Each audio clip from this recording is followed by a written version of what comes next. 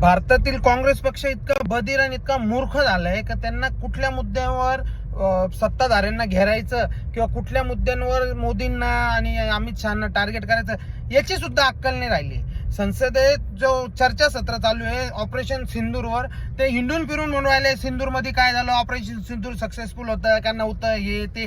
जसं मोदी आणि अमित शहा स्वतः सनी देओल सारखे खांद्यावर मिसाईल घेऊन पाकिस्तानला गेले आणि त्यांनी स्वतः तिथं जाऊन सगळे बॉम्ब बिम टाकले, अतिरेकी स्वतः मारले आणि स्वतः मारल्यानंतर परत आले आणि मग त्यांनी काँग्रेसला सांगितलं का असं असं केलं.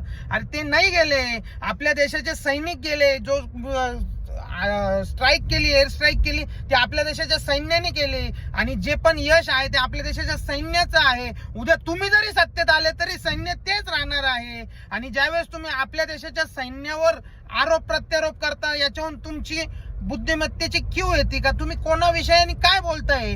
भारतीय सैन्य हे कमकुवत आणि कमजोर आहे असं दाखवण्याचा प्रयत्न करताय का? तुम्ही देशाच्या हिताचं बोलताय का देशाच्या विरोधातलं बोलताय?